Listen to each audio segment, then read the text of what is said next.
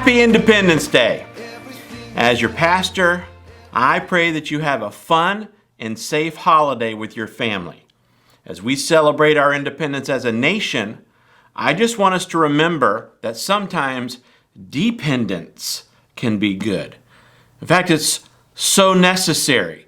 Dependence on God is key, especially in this day and age where we can't depend on much else. God tells us that He wants us to depend on Him and trust Him every day, one day at a time. He says, I want you to trust me one day at a time. We'll worry about tomorrow. We'll worry about the rest of the week. Next week. We'll worry about next month and next year when they get here. I don't want you worrying about that. In fact, I don't want you worrying at all, He says. I want you to take it one day at a time. Well, how do you do that? How do you trust God just for today? There are a few things that you do to trust God on a daily basis. One of my favorite verses is Philippians 4:6. Don't worry about anything. Instead, pray about everything. Tell God what you need and thank Him for all He has done. It's the number one thing. Worry about nothing. That's the first step. Worry about nothing. He says, I don't want you worrying about anything. Why is worry such a big deal?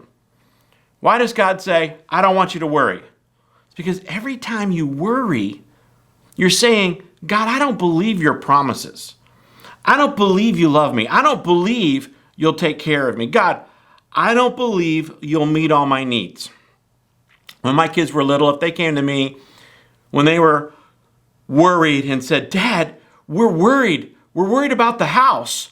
How are we going to pay for the house? I would say, hey, I'm going to pay for the house. And they said, but Dad, we don't think you can do that. Or if they came and said, Dad, we're worried. What are we going to have to eat tonight? And I'll say, don't worry about that. I've got that taken care of. Or, well, Mom's got that cake taken care of.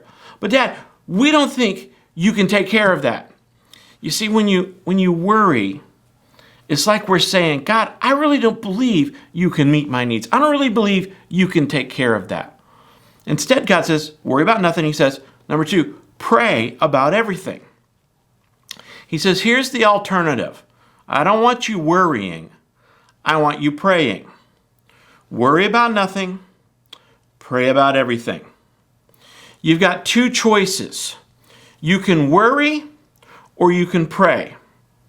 Every day you're doing one or the other. Every time you worry, you're not praying. And every time you pray, you're not worrying. You can either pray or panic. You can worry or you can worship. Worry has never solved a problem. It's never solved a single problem. It's stewing without doing. It's the most useless emotion. But prayer can change things. Romans 8:32 says, since God did not spare even His own Son, in other words, He sent Jesus to die for us, but gave Him up for all of us, won't He also give us everything else?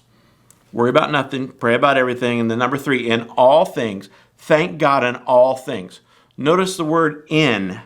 It doesn't say thank God for all things. It says thank God in all things. You don't have to be thankful for the bad things in your life. You should never be thankful for evil. You don't have to be thankful for cancer or a car accident or rape or war or abuse or any of the other bad things in your life, COVID. God doesn't say be thankful for everything. There's a lot of things we should hate in life. We dislike in life. But God says to give thanks. Why? Because I know that God's going to take care of me. I know He's going to meet my needs. I know He's going to help me. I see Him as my source, and I trust Him one day at a time. He's going to take me through this, as we've been talking about. The 4th thing we've got to do is we've got to think on the right things. Worry about nothing, pray about everything, give thanks in all things, and then whatever you put your mind to, think about the right things. That's what you're going to get. You fill your mind with worries, you're going to be down, depressed, discouraged, defeated. You fill your mind with the right things, you're going to be lifted up. You're going to be hopeful. You're going to be encouraged. You're going to be positive. Think about the right things. Notice, he gives us a list to think about. Just a couple of verses down in Philippians 4:8, it says, fix your thoughts on what is true, honorable, right, pure, lovely, admirable, excellent, what's worthy of praise. Are your thoughts fixed on the Lord? Or do you only think about him maybe on Sundays or every other Sunday? Where do your thoughts turn to most? What do you think about the most?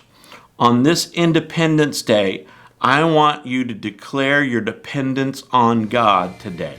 And I hope you and your family have a great 4th of July. God bless you.